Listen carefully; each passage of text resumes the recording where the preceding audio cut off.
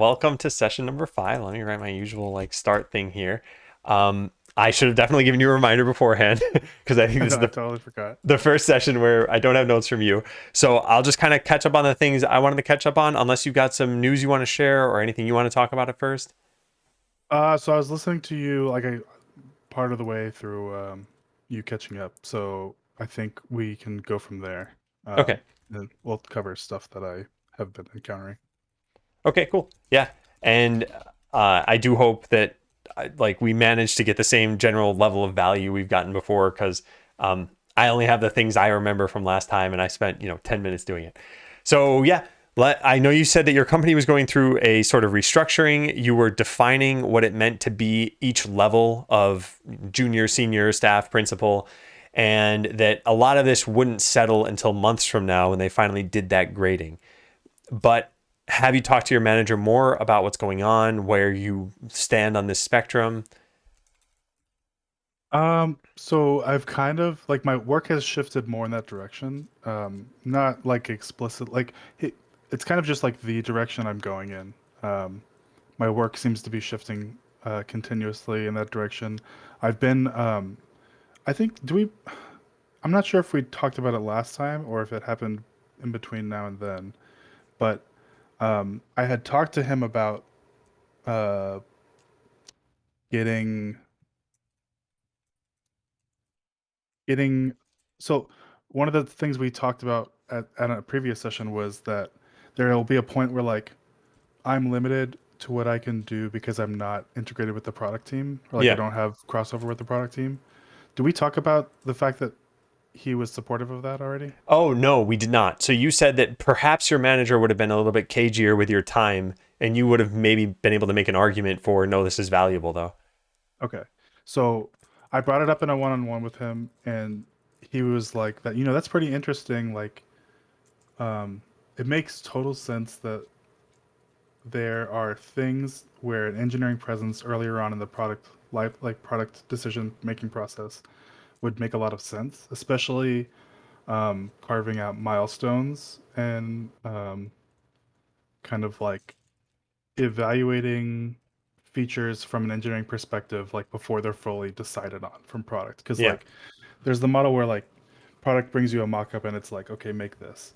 But it's like that's too late for us to have engineering input on like, you know, if you had chosen this direction, it would have been 50% faster to deliver, that kind of stuff. Yeah. So he basically added a for every product project, there's now an earlier stage meeting with high level engineers at the company.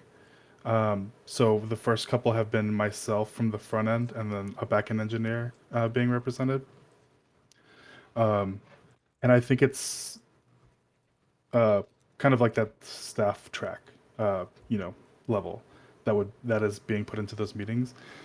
And they were great. They were super helpful already. I was able to carve out a part of a feature that was like not required to be part of that project. So work that could be done concurrently or beforehand um, to make the project smaller and easier to deliver when we got to it. And he's been pretty pleased with um, that change because we were getting to a point where like we have a very small product team and a much larger engineering team, Hmm. and product tends to work um, on a big because they want to work on the complete feature to think of the whole thing holistically, like cover all the cases and Yeah. stuff.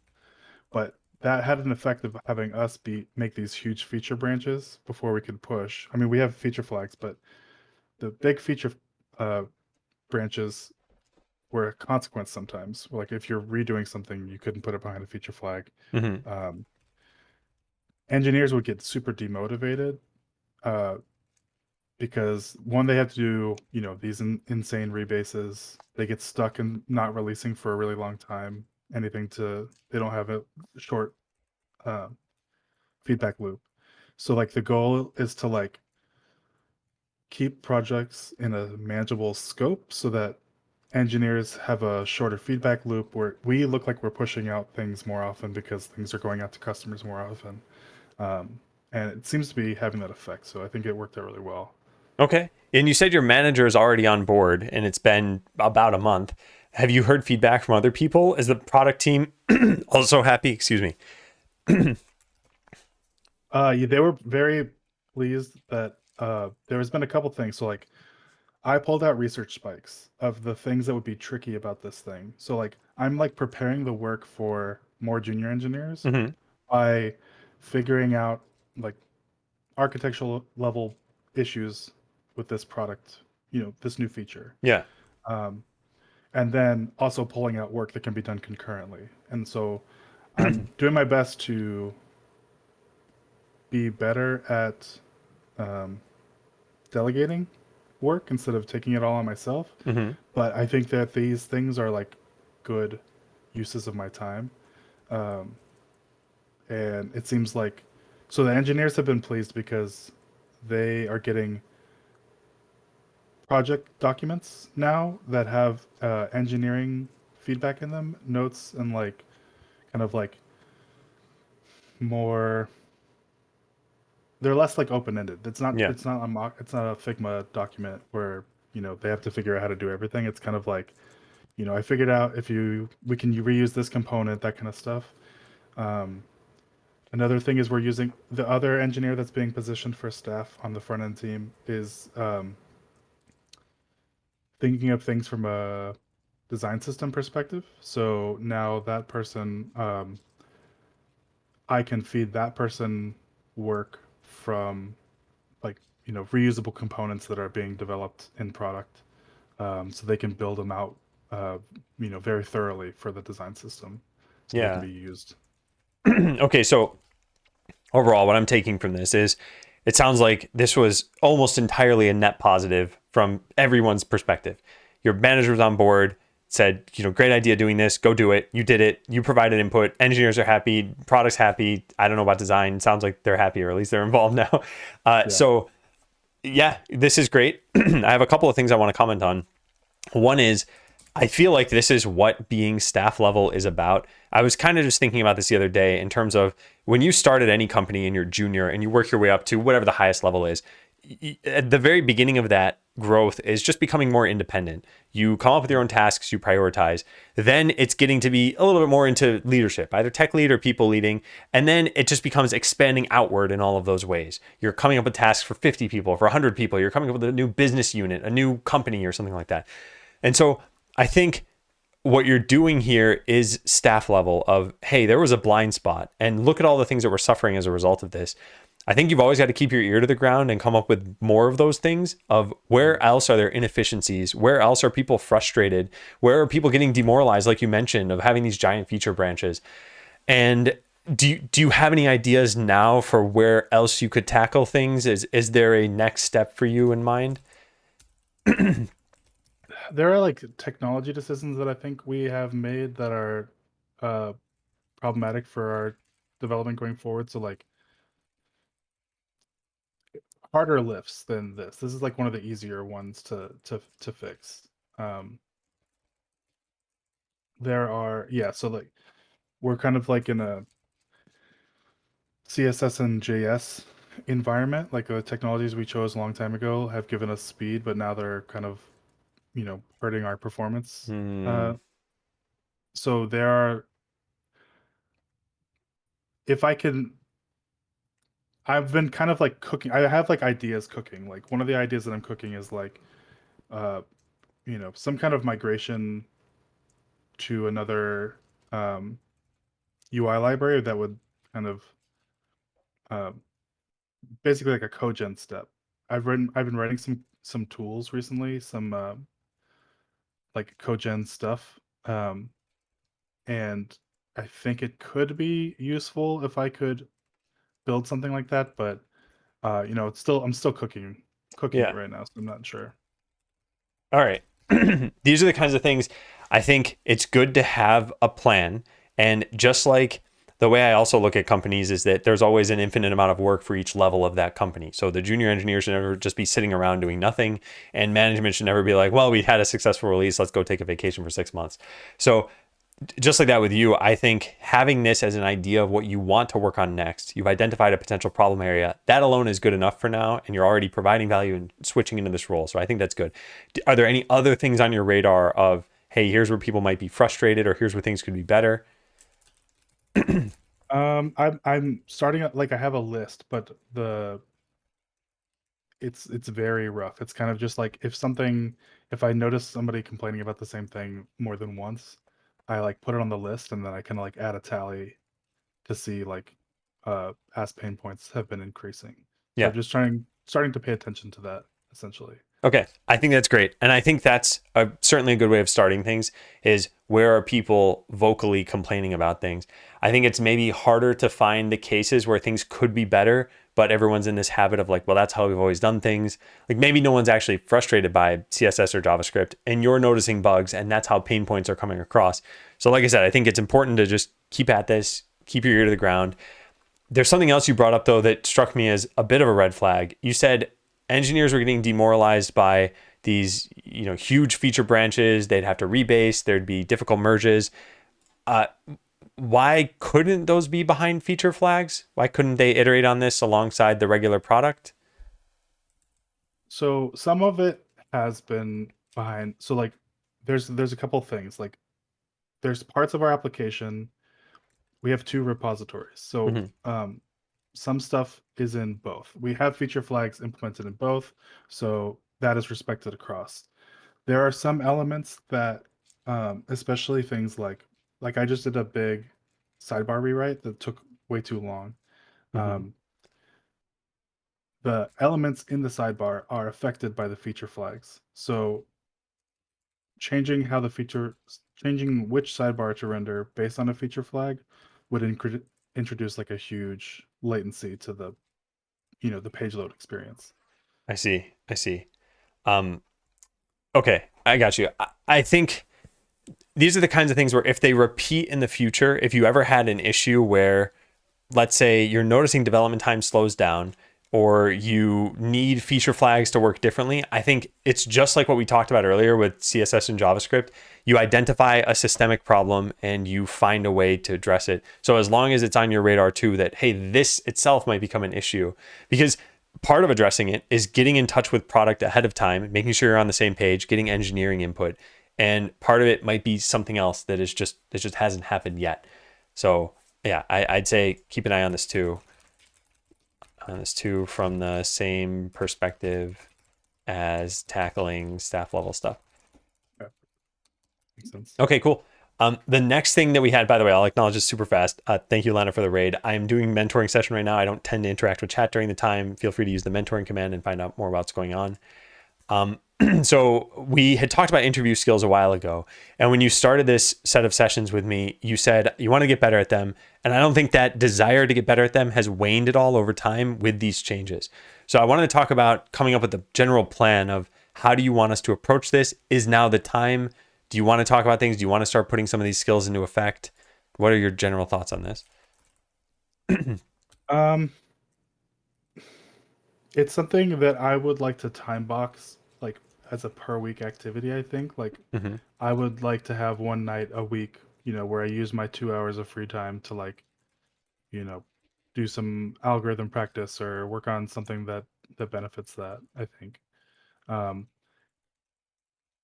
in our mentorship capacity, I like what how would you see that working? Like I've never seen you do that kind of stuff over. Is it more like the social skills?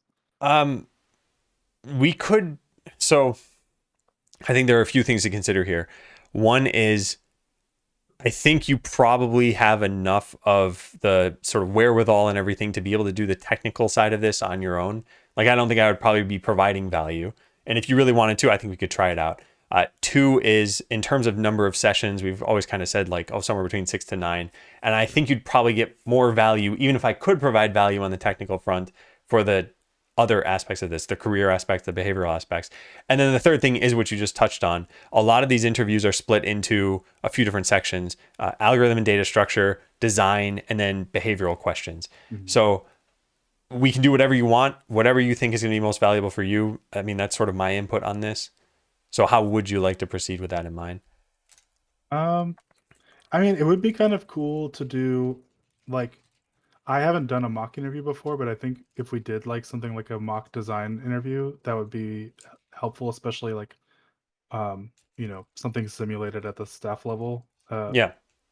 Since I haven't been able to interview at that level yet. Okay, sure. Yeah. While I was working at Google, I did interviews.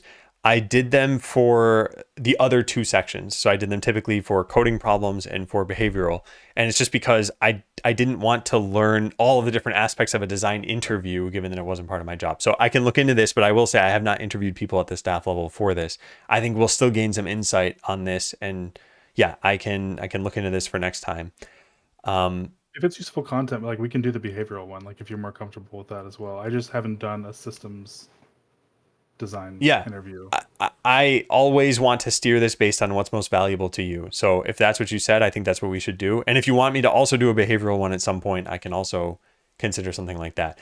It's a Okay. little weird because I know so much about what you've talked about that it's Sure. hard to not have that bias, the behavioral questions of like, have you ever worked with, well, I know what you've worked with or what you've done. So yeah, look into this and I'll say, consider a behavioral one if I can do it justice. Unbiased, I'll say. So, okay, I can look into that. For your 2 hours a week, what do you think you would want to prioritize on your own time outside of mentoring when it comes to interviewing? I mean, so I have been lucky to not have to do a lot of lead code style interviews. Hmm. If I move up to a Google like company, something at that level, and I'm assuming they're gonna have algo questions. I definitely would need to grind for a while, just because it's not something that's not super frequent. Is that still like the modus operandi of like these companies? Is like even if you're a front end engineer, you're gonna get linked list questions, that kind of stuff. So, my understanding is yes, but my understanding is also that uh, a lot of companies have changed their hiring processes. For example, Facebook, now Meta, used to do something where you would join the company and then go to team matching down in California, and then after, I don't know, a week or two or something of trying things out and swapping around. Now apparently I just heard that they've switched to more, no, you're being hired for this role, and then you do some sort of like minimal boot camp within that role. So my understanding is that yes, still most of the big tech companies are doing leak code style interviews for at least part of what they're hiring for. Okay. And yeah, I I've heard think it said as like it's like a handshake, right? Are you smart enough to learn I think Prime said that, like, are you smart enough to learn the handshake yeah. And to get the job? I think that's a good way of saying things because I think a lot of people, and myself included, when I'd started those processes, is it's, hey, I don't end up doing this on my job. So why am I interviewing for some proxy skill that doesn't represent?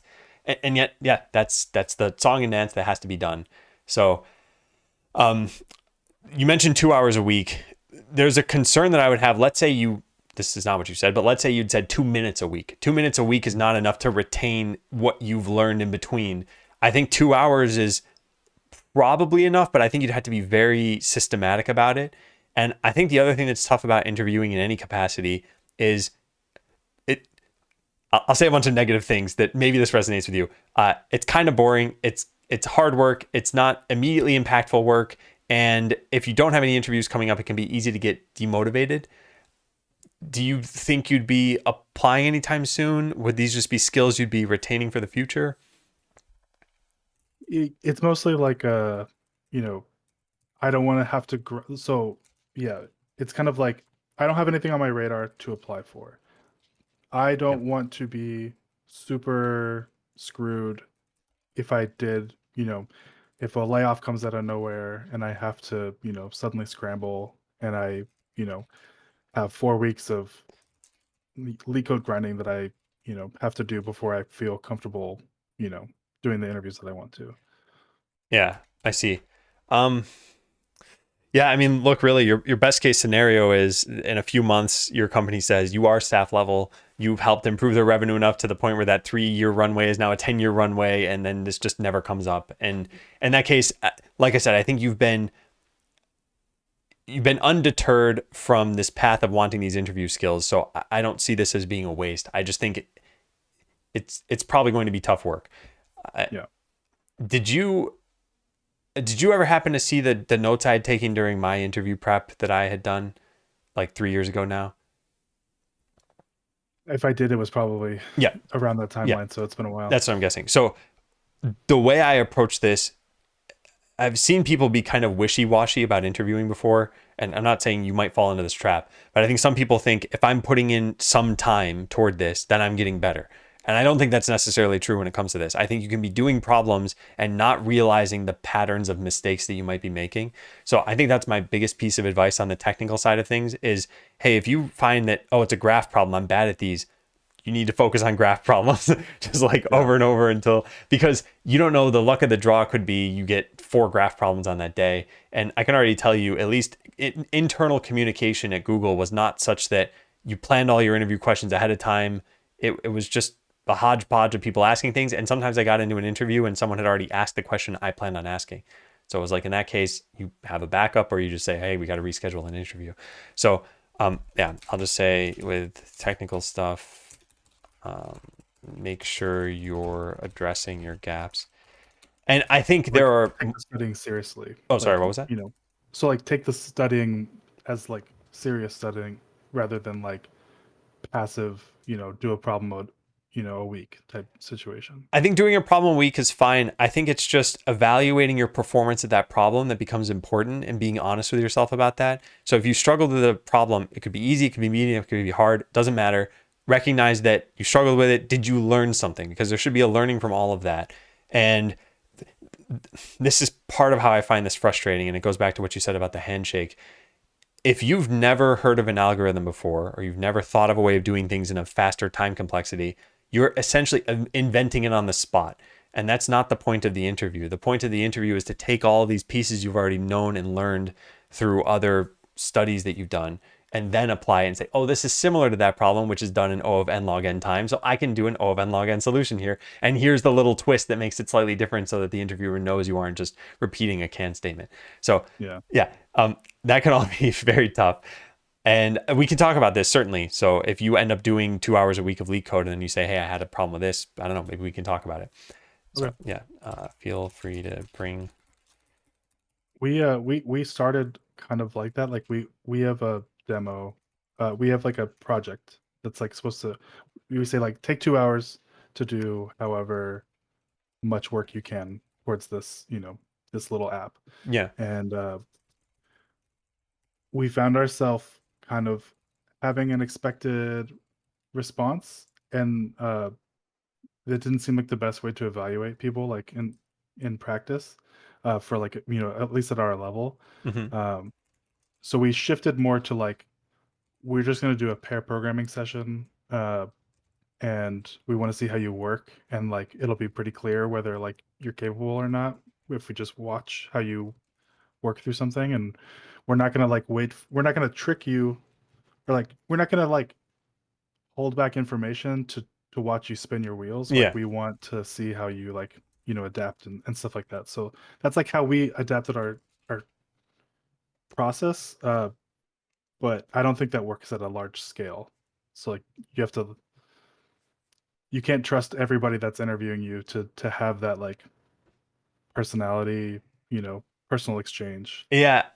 I think at a that's Google scale. I think that's part of it. I think there are another two parts of it. One is lawsuits, and two Oh is yeah, true. removing bias from the process.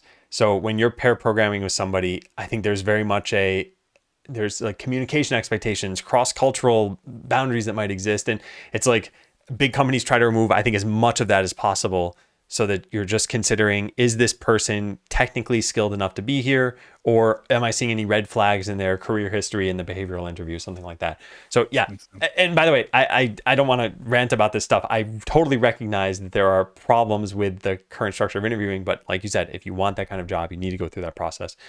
And Yeah. yeah. Okay, so here's what I'd say, just to kind of summarize this stuff. I would say, if you want to start spending this time and you want to start gaining these skills while we still have some sessions on deck, maybe start looking into this, spend your 2 hours however you want. I can try to prepare a system design sort of interview that we could do whenever you're comfortable, and we can just sort of see how that goes and see if that's providing value. If for whatever reason you determine, you know what, I want to do this on my own, Adam's not providing value in this, totally fine. We can go back to just regular career discussions. So that's what I would say for this. Makes sense. Okay. All right. So yeah, moving on. How has time management been going? You said this was something that was just, it was a different realm. It wasn't necessarily that things were red flags for you. Are things going well? Are you enjoying what you're doing? How are you feeling about stuff? Yeah, I think it's good. I feel like I have been struggling with more like shallow work or Mm-hmm. like um getting distracted. If there's three concurrent projects running uh in a day, and I get blocked on one and I move to the next one, and then I get blocked on that one and I move back. Like Mm-hmm. I just feel like I lose a lot of time and efficiency there. So that's something that I have, you know, recently been struggling more with, I think, because like I don't have a set number of tickets that I'm responsible for to get to the end of the sprint. Um, but it's just I'm not being too hard on myself in that regard. As so I see that as an improvement. Like initially I would have been like, this feels bad, but now it's kind of like, this doesn't feel the best, but I feel like I'm still providing value throughout the day. Yeah. Well, okay. So I see this as sort of being split into two things. One is the feelings that you have about your work. And like you said, that has improved. And the other is you can still feel good about your work and be doing good work. And there could still be a way to be maybe more efficient at it. So you mentioned having something like three smallish projects, and it sounds like the context switching between them is what's challenging. Is there, I know you've also mentioned ADHD in the past and having coping mechanisms. Is there a way you found to be able to maybe dedicate a day to this and then a day to that, as opposed to a few hours here and there? Like, what's worked for you in the past for this? When I was more IC, that's how I worked. Like I would try to like knock off all the small projects at the beginning of the sprint so that, if I get momentum, and then towards the end of the sprint, I would take on the bigger tasks and I would work, my dedicated time to those things. Now it's kind of like I can't ever dedicate, a whole day to anything. Yeah. So I'm just trying to increase my ability to be flexible in those situations. Yeah. The other consideration here that I have is it's possible that this represents work for other people, and that that's actually the struggle here, is that your goal would be to provide enough clarity into a task such that someone else could take it, and then you provide oversight for them. And I find that if you're unable to find focus time, that especially at a company where you have a team and you are in a leadership role, that can work maybe a little bit better, because you might never find another 6 hour block of time, for example. It just Mhm. might not happen. Yeah. Is that a possibility for you to delegate more of this? Yeah, like if I have a research spike that I want to do this sprint. Hmm. Um, and I've been kicking it, to the next day for a couple days now because uh, one I'm like on the on call right now, so Hmm. I have a lot of distractions built into my day because we have like an engineering uh, special team person that rotates, and I'm doing that right now. So unfortunately, I just have a lot of distractions at the moment. But um, I yeah, I mean, so like that research spike is like something where like if I wasn't, I have to. I like doing that stuff, at least having like one or two of those things in a sprint. So it's kind of like I could offload it. I have prepared it to be offloaded and actually I already talked to somebody where I could offload it to them if it came up and they ran out of work. I could say like you could start working on this, and you could either finish it or I could pick it up after. But I do find myself wanting to hold on to it so that I have some gratifying, you know, output. Okay, I see what you mean. There's a lot to dissect there. For one, you said gratifying output. Is this more in terms of what you want to work on, or what you feel will like, okay, backing up a step, I feel like you came from this realm of sprint tasks dictated my value for the company. And you had to transition mentally to my work is shifting and it can't just be sprint tasks anymore. So is it gratifying from the sense of like, I would just like hacking away at this thing and learning and figuring out the task? Or is it more going back to that old world style of this shows value? Do you know what I mean? Yeah, so our team is kind of oriented around this demo meeting we have every 2 weeks. Mm-hmm. And um, I think your visibility within the org, like the CEO attends, um, sometimes, other, like the head of sales will come and, if they want to see what's coming up, that kind of stuff. So like Yeah, our visibility within the company, it kind of hinges on having something to talk about in those demo meetings. So like I try to keep something where I can at least have a presence in the meeting. Something even if it's just like I'm talking about something I'm working on, but it's just like I want to have some bit of work that uh, it's just the culture of the company that you need to kind of maintain visibility that in that that kind part of that situation. that part definitely makes sense. It's so it's interesting because like zooming out a little bit, I asked about gratification and you mentioned visibility. And I see those as two different things and they're both very important. But that does kind of steer, I think, the answer that I was asking about of like, hey, is this gratifying because you like working on it? It sounds like you're doing this more for the visibility. I find the work more enjoyable than planning a project for sure, like the IC work.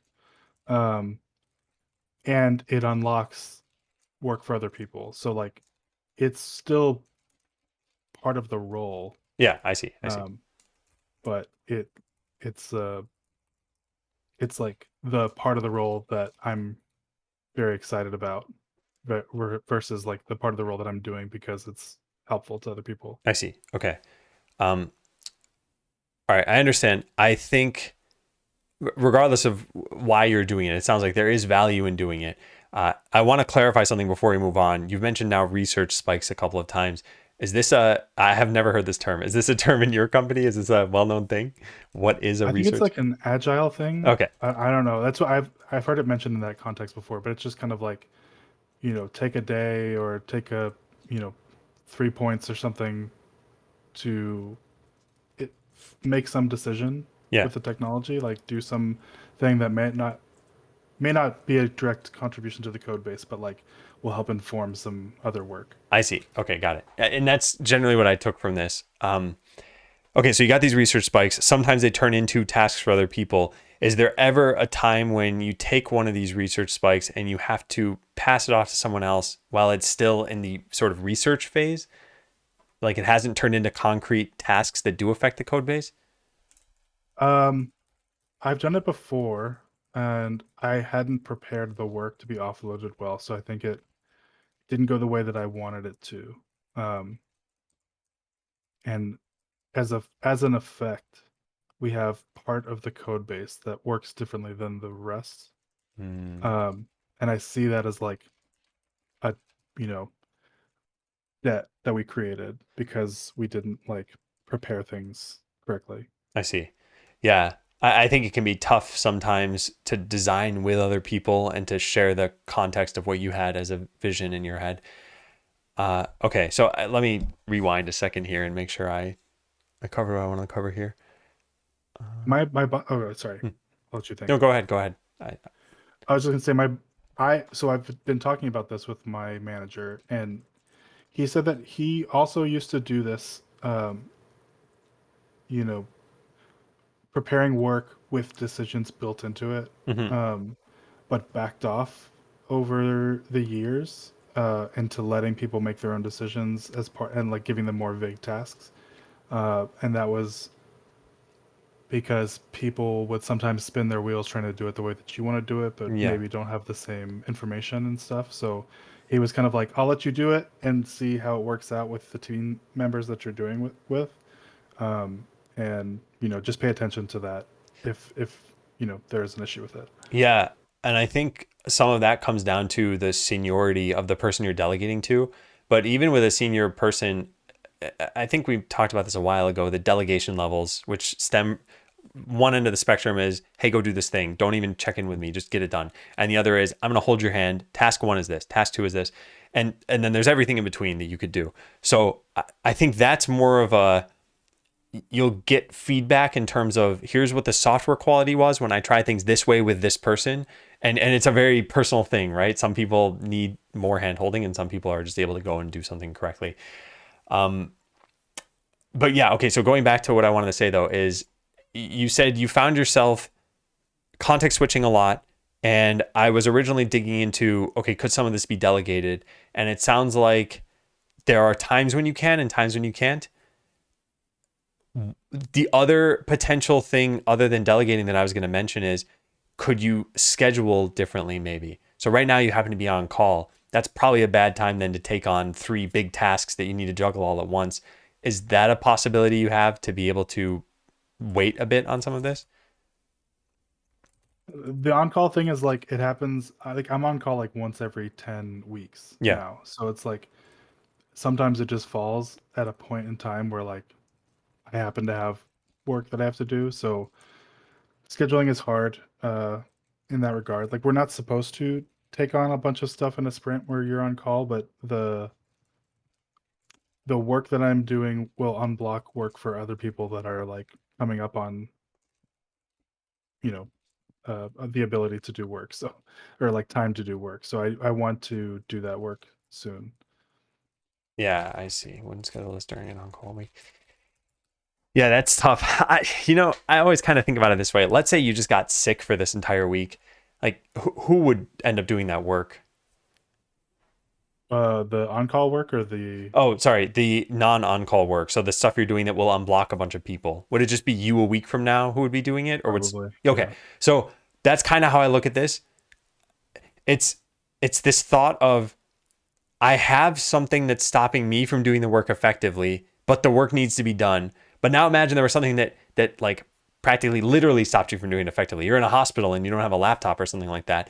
Like the company doesn't grind to a halt and it won't shut down or anything.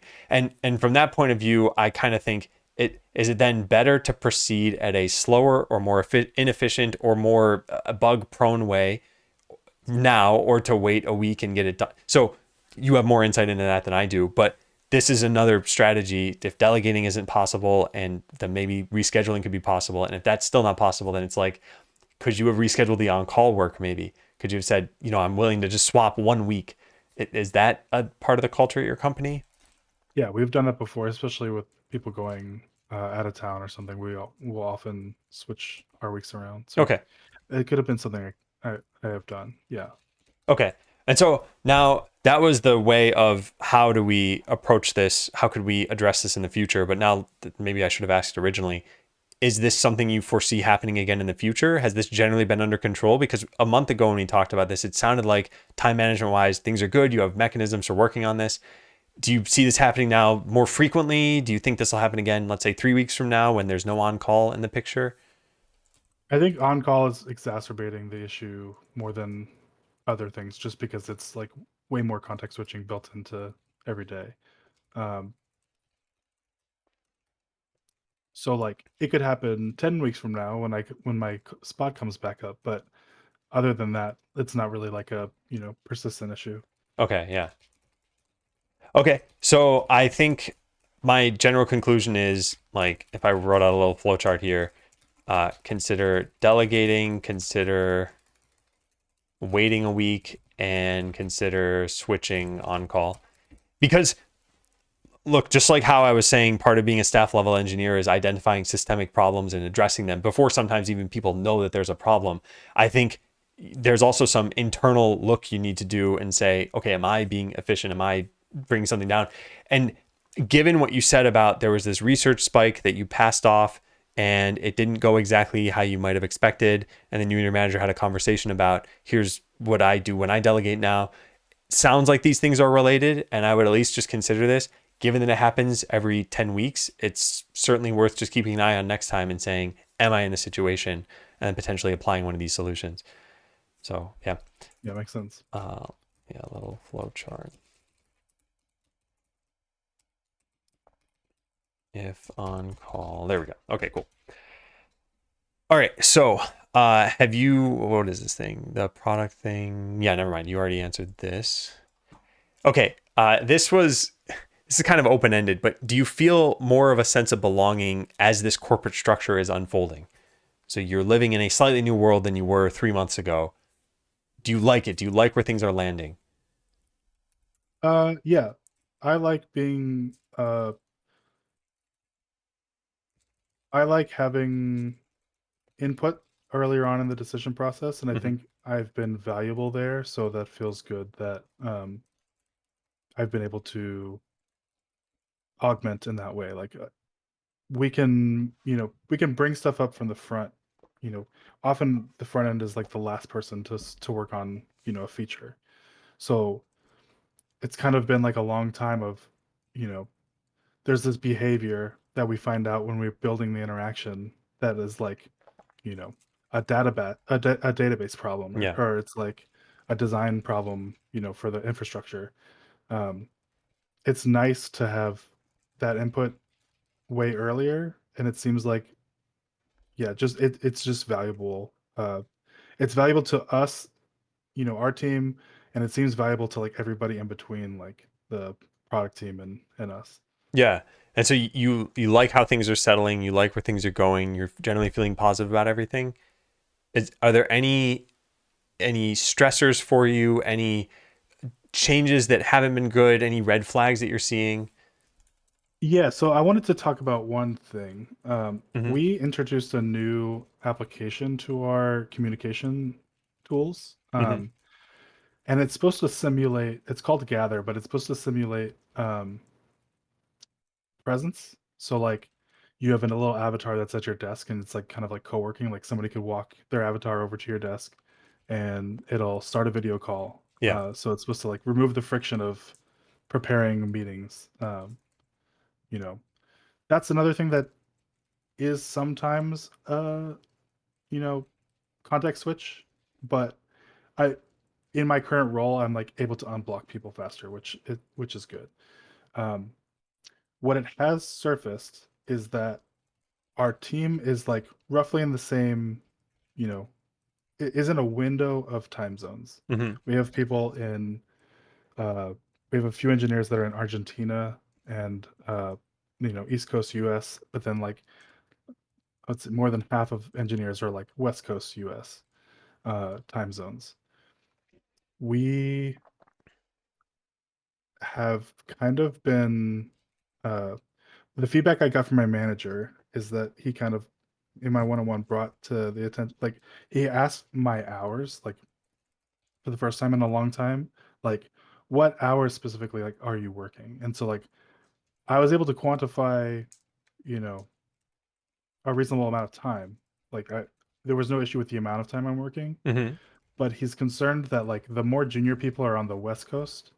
So if I take off the last couple hours of the day and work them at night, there's stuff happening in the end of the day where like I could unblock them, uh, but all of the senior engineers are done because they're either East Coast or in another country or that kind of stuff.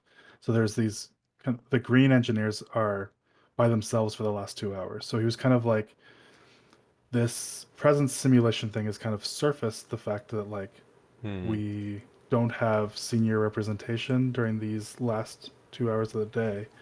Um, and he was kind of asking like, is there a time when that's going to be like, are you ever going to work till 5 p.m.? Are you going to like, if part of the responsibilities is that you're a core unblocker for people for the staff level role, like, is that a doable ask to like have you be present in more of those hours? And I talked to my wife about it, and it's something that's tough for us with where our careers are at and the time is at right now. Yeah. She she's attempting to give me more of that time. So we're trying to kind of change dinner structures a little bit so that they're faster. Um, I think we got a little bit complacent with the flexibility because I could just compensate. So we're going to try to I'm going to try to work till 4 to 4:30 instead of 3 to 3:30 and have more time there. Uh, but yeah, that was just one thing that came up that was like I haven't had any negative feedback for a while, and it was like it wasn't negative feedback, but it's like, man, I don't know if I could be the work till 5:30 to help the people that are working until 6 p.m. Uh, in Yeah, a situation like that. I have mixed feelings about this. For one, I think it's totally reasonable for anybody to ask this. He could have asked, "Can you stay until 2 a.m.?" And if you said, "Yeah, sure," just didn't know you wanted that, then cool, whatever, right? It doesn't need to sound reasonable. It was reasonable. Yeah, It's also reasonable for you to say, "No, this is not doable," and it's also reasonable for you to talk to your wife. So you have plenty of options here. But a junior engineer or set of junior engineers being blocked for 1/4 of their day does not sound like a big problem to me. And I don't know if it should be your yeah, responsibility to be their unblocker. It feels like this is another potential systemic issue where either this signals, hey, we need a senior person on the West Coast, or someone even farther west than that, Hawaii or something, where they're up even later and can then do their own work when everyone else has gone to dinner. yeah, So that's one thing. The other thing is it would have been just as reasonable to ask these junior engineers, hey, could you get, can you sign on a little bit earlier? Right? Rather than asking you to stay on later. Although like I said, I think any of that's reasonable. If everyone agrees to things, it doesn't really matter what they agree to. But yeah, just like how you said, you used to schedule your sprints such that you got done with a lot of small tasks at the beginning and then your bigger ones in the middle. Could the junior engineers do the work that they're more certain about at the end of the day and the stuff they're less certain about at the beginning? Like I could see this working any number of ways. So I'm not even proposing anything other than, since there are so many reasonable outcomes, I think this should turn into a discussion with your manager about, look, we could tackle it from this point of view, me staying later, from this point of view, juniors coming in earlier, from this point of view, juniors rescheduling what their work during the day, or from the point of view of they flounder around for 2 hours and probably learn something doing that. I mean, are they totally blocked and they're completely unproductive for that time? So I think it's a formula with a lot of different yeah. variables, and I think you can approach them from any number of them. But yeah, I would say, yeah, talk to your manager about this. The junior people could just do their independent work at the end of the day. Yeah, and so we started the company, or like the company was started as a remote company, Yeah. and like it seems like we're simulating a non-remote company Yeah. with this tool, and it's uh I think like I'm all for like having these asynchronous hour or synchronous hours, but Mhm. like I think we've built the structure of the teams and stuff such that part of the benefit was like, it's built to be asynchronous. You have I liked the hours where people weren't working when I was working really early, because I was more productive. There was nobody talking to me. So like if it's yeah, it feels like uh counter to what was good about how the company was built Yeah. in in some ways at least. Did you say that to your manager? Because I think that's a reasonable response to this. Like, Yeah, I think it's he's kind of he's done it both ways. Like he's worked in an office and he's worked at remote companies before. Um, and the there is less friction for unblocking. Like you can way more easily have a conversation when you can see somebody is at their desk because their little avatars at their desk. Um,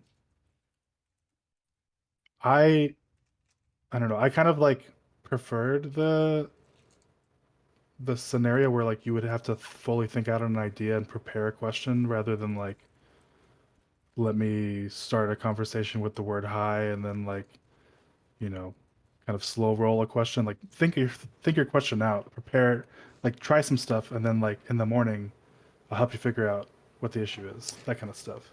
yeah. again, I feel like there's a lot here to pull apart. Whether or not there is someone right next to you, they could be there in real life at your same desk, and you could literally just go poke them on the shoulder. Does not mean that you should just say, "Hey, I have the tiniest bit of ambiguity in my job. I need to bother you with it." Gather must have some concept of a do not disturb, right? Do Yeah, you there are indicators. do Yeah. you use this? Do people respect it? Do they even need to respect it? Is it just an impossibility to ping somebody? Like, yeah, how does that work? We just started using it, but people um basically you sign out when you're not at your desk Hmm. because your avatar disappears. There's indicators for like do not disturb and like busy. So I'm using one right now that's busy. Hmm. Um, People seem to respect it, um, but most people don't use it. Uh, throughout the day, even I might walk to somebody's desk and that might take a few minutes to to come to the screen or something. Mm, Um, when you're not focused on it, you won't automatically start a video call, of course, yeah. like, for privacy. But when you focus on the window, then it like starts a video call if somebody's in your office. Okay, I think some of this is growing pains as well. No one has totally figured out in this company how they want to use the tool, how they should use it, what are the guidelines. One of the things that Google had all these quick links to things, and one of the most common ones was this thing just called no hello, or maybe it was, I don't remember what it was. Anyway, it was no. I've sent it before, yeah. Yeah. Yeah. Which is like, don't just say hi to somebody, right? Ask what your question is. Don't wait for some meaningless back and forth to happen. And I was generally in that camp. And I think a lot of people got used to that, but at least they communicated what they expected from these things. I think that there is an obvious boost to junior developers if you say to them, hey, here's a senior developer to unblock all of your needs. Junior developers are getting a huge boost. And from a utilitarian perspective, everything's great. But then you look at the senior developers' work and you think, well, they've just tanked in their productivity because all they're doing is answering questions all day.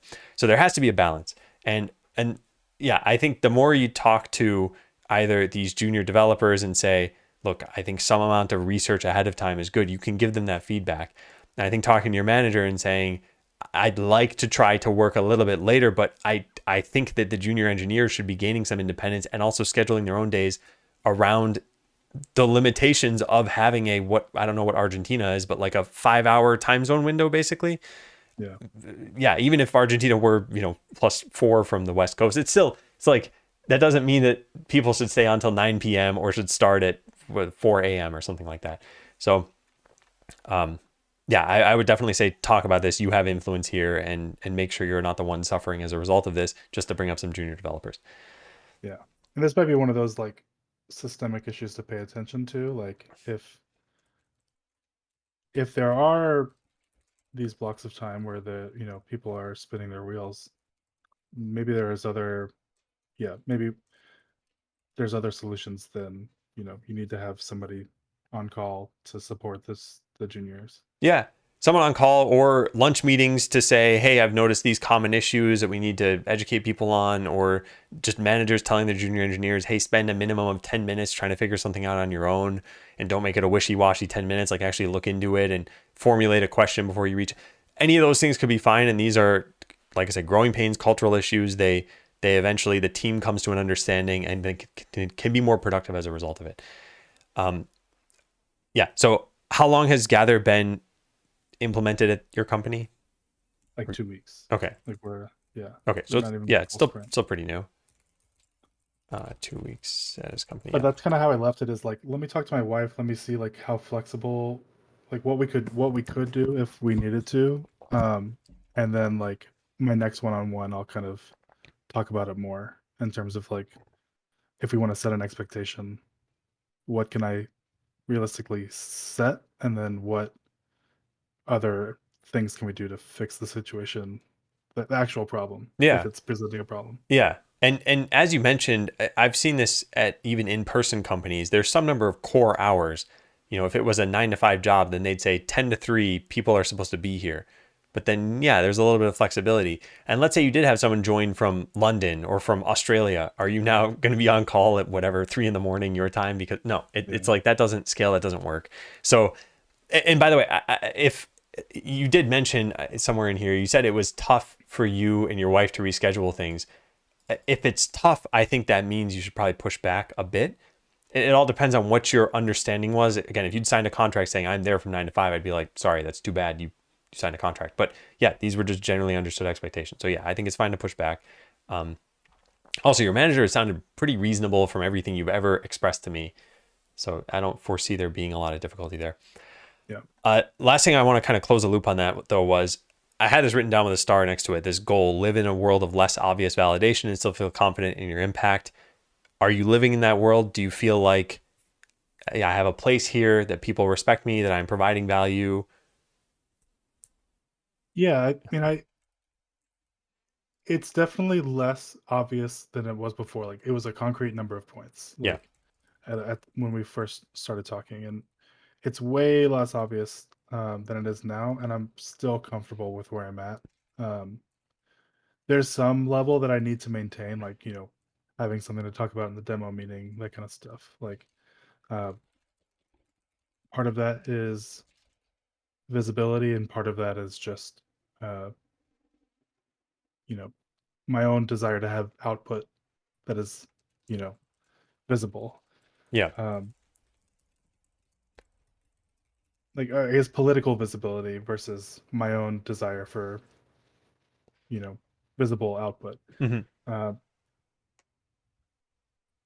yeah, I think I'm it's not a perfect, like, no validate, like, I'm inherently motivated internally and everything, but I think that it's been moving in a positive direction towards that. I see.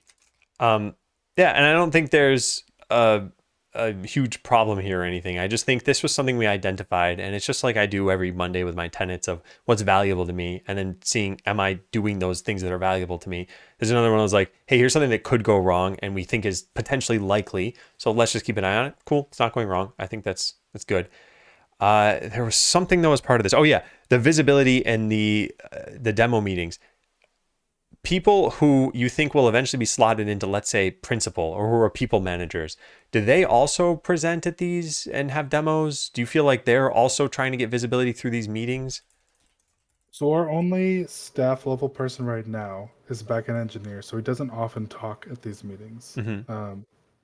because the demos are end up being like, you can do this graph mutation, or like I did this work to unblock this stuff. Yeah. Uh, so they're not the other person that's in a similar role to myself and is also trying, like, being positioned for staff. He not everyone, but he has been doing, I would say he's more on the IC work, like more of the stuff that more of his output is still in that. Uh, he's fixing processes that are, in the code that, like, are measurable or, like, tracked. Um, where, like, sometimes I might be preparing more work. Like I don't think he's preparing as much work for other people, and that kind of stuff. Oh, but you're saying at the end of all that, they are doing these demos. They are doing Yeah. demos, not everyone, but I would say about as often as I do. Okay. Yeah. The reason I bring this up is because it's just like the transition from having sprint tasks as your litmus test to having different ways of providing value. How that is a transition, that there is a role at the company where you will not be giving demos at these meetings, and yet you could be providing more value than anybody who's in these meetings. And I don't know if you're already at that point. I don't think so necessarily. I think there are times when you need demos and times when you don't. And I think that as you grow, it might be less and less that you're the one giving them, and more that your teammates are giving them. And that way they also can grow in their careers too. And I know you're not a people manager, and we're only curious about it, but that's another consideration you'll have eventually, which is like, hey, there's a conference coming up and there's a keynote speech. You could give it, but your career's already at a stable enough point where maybe you don't need to, or and you give it to somebody else and you trust them with it. So kind of like what your manager said about delegating and giving them the space and the autonomy to prove that they can do this, and also give them an opportunity. I'm going to leave it at this because I think we're about an hour here. Any kind of closing thoughts, anything we didn't get to that you definitely wanted to cover? Nope, that was the big one, is the presence thing. So Okay. yeah, I think that's it, and I'll let you know how that second part of that conversation goes next time. Yeah, definitely. And I will try to look into a system design kind of interview, and we could aim to do that next time. Are you comfortable with that? Do you want to? Do you want me to have prepared for it or go in without prep? Whatever you want to do. So we'll Okay. probably have 2 months in between our session, or maybe a month and a half because I'll be on Okay. vacation. So you would have the time. I mean, that would work out to 8 hours if you're doing 2 a week, or 12 hours or something. So Okay. Yeah, I think I could prepare enough for okay. that. And I'm not promising anything, by the way. Maybe I do a terrible job, or I only ask a canned question of like, go design Twitter, but like we'll figure something out in doing that. Yeah. Even that, vocalizing that is not a bad exercise. Okay. All right, cool. Well, thank you, Kyle. I appreciate it. I hope you have a good rest of your day. All And right. yeah, Thank you. take care. Bye. See everybody. All right, chat, you know the drill. Claps for Kyle. Let me get chat here so we can all clap together. Good job. Thank you very much.